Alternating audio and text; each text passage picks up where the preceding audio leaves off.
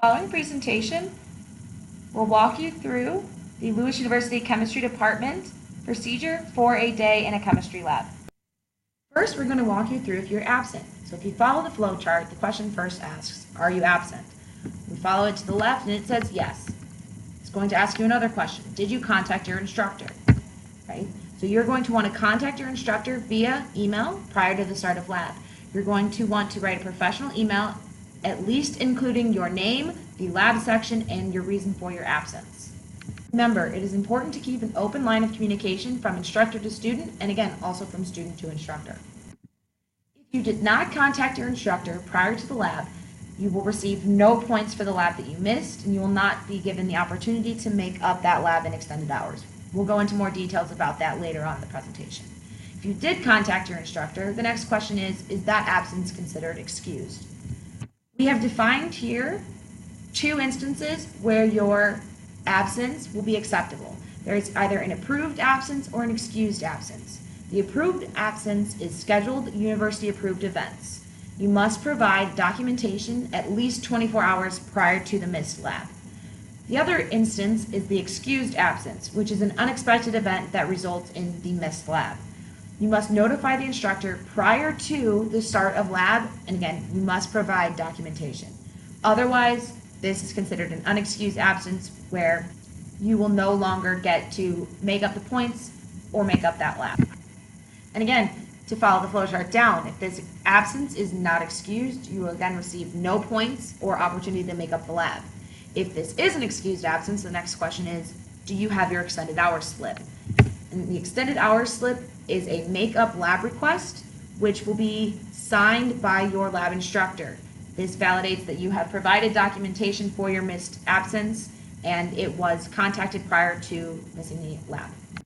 Once you have received the extended hours slip, you will attend extended hours and you will follow the proper protocol for making up this lab.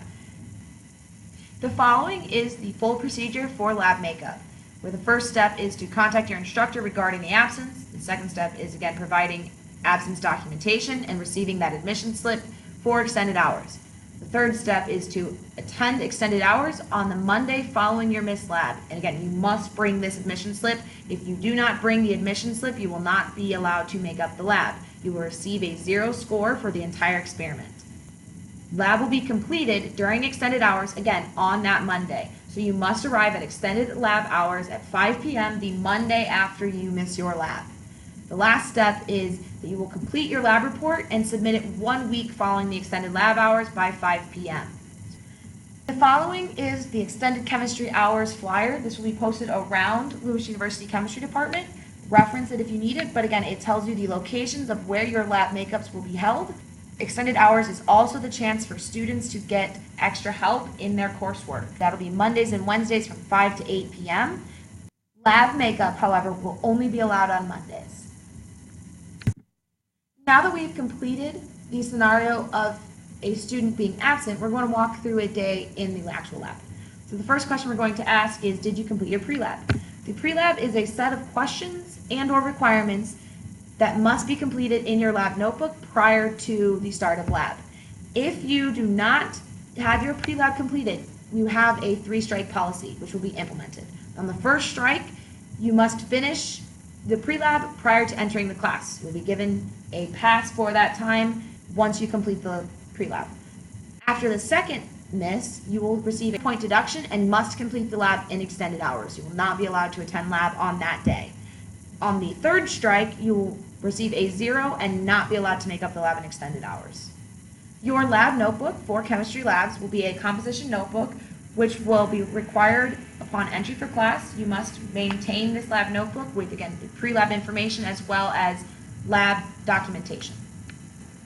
Following along with the flow chart, if you did not complete your pre-lab, 3-strike policy will be in place. If you did complete your pre-lab, the next question is, are you wearing proper attire? We provided examples of what is considered proper attire. You must be sure to wear closed-toed shoes, long pants, and hair must be tied up in a ponytail. If you are not wearing the proper attire, the 3-strike policy will be implemented. On the first strike, you will be given the opportunity to go change into appropriate attire or make up the lab in extended hours. On the second strike, you will automatically have to make up the lab in extended hours and will receive a 25% point deduction. On the third strike, you will have no opportunity to make up the lab and you will receive a 0 for that experiment. Continuing on with the flow chart, again, proper attire, no, 3-strike policy is implemented. If yes, the next question is, are you behaving in the lab properly and safely? If you are displaying poor conduct or are not following the proper lab protocol, the 3-strike policy will also be implemented. On the first strike, you will receive a verbal warning from your lab instructor.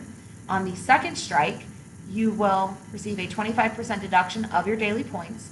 And on the third strike, you will receive a 0 for that lab and will not be able to make up the lab in extended hours.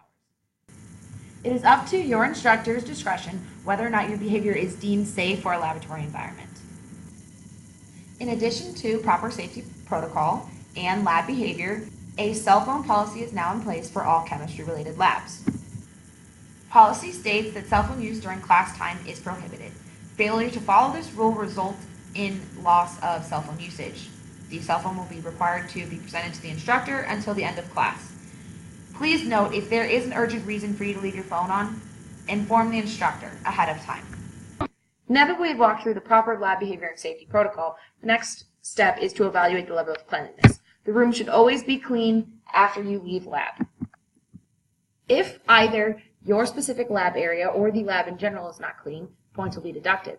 Otherwise, you will receive full points for the day. It is again up to the instructor's discretion whether or not a specific area is deemed clean.